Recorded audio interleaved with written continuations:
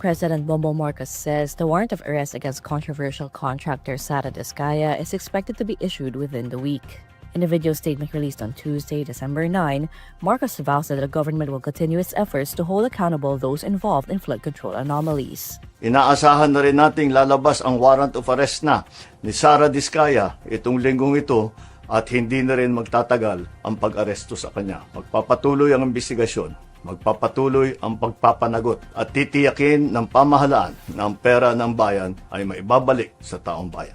Marcos also says 8 Department of Public Works and Highways officials from Davao Occidental have submitted a letter of intent to the National Bureau of Investigation expressing their willingness to surrender. Just last Friday, December 5, Marcos said he ordered the Department of the Interior and Local Government and the Philippine National Police to monitor the whereabouts of Discaya and others who are facing malversation and graft charges filed by the Office of the Ombudsman.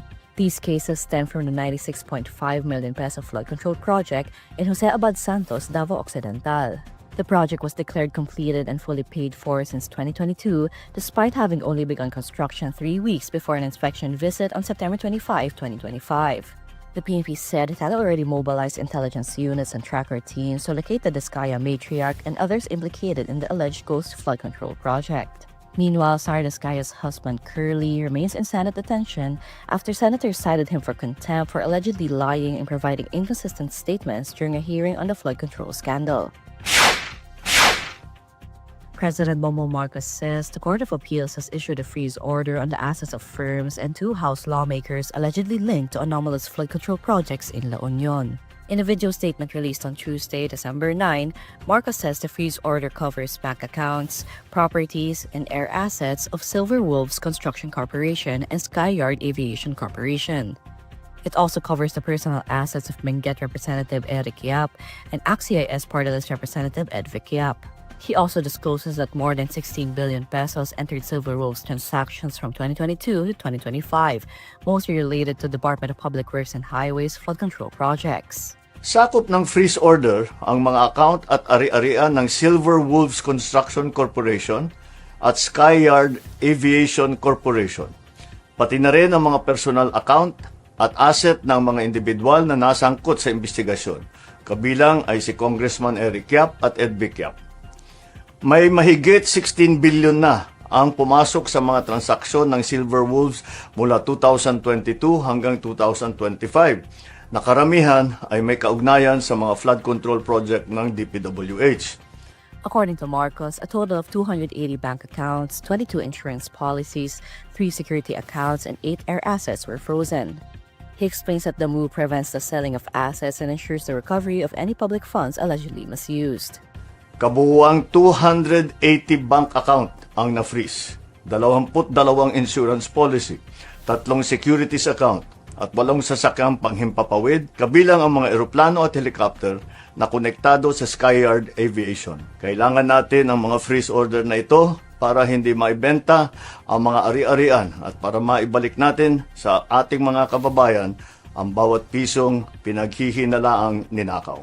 In October, Ombudsman Boying Remulla identified Eric Yap as a person of interest in a complaint filed by the DPWH over questionable flood control projects in La Union. Remulla also said Yap was the beneficial owner of Silverwolves. Public Works Secretary Vince Dizon earlier filed malversation complaints against DPWH officials and Silverwolves, as well as St. Timothy Corporation. Yap has denied involvement in any kickback scheme, saying he did not authorize any money delivery related to the projects. The Office of the Prosecutor is asking the International Criminal Court Appeals Chamber to dismiss former President Rodrigo Duterte's appeal to reverse a ruling regarding the court's jurisdiction on his crimes against humanity case. In a filing dated December 8, the prosecution airs its objection to the defense's appeal to reverse the ICC Pretrial Chamber 1's previous ruling to Duterte's challenge to ICC's jurisdiction. According to the office, Duterte's appeal should be dismissed because it fails to show any error in the decision warranting reversal. In October, the Pretrial Chamber 1 affirmed the ICC's jurisdiction over Duterte's case since it was already under its consideration even before the Philippines' formal withdrawal from the Rome Statute.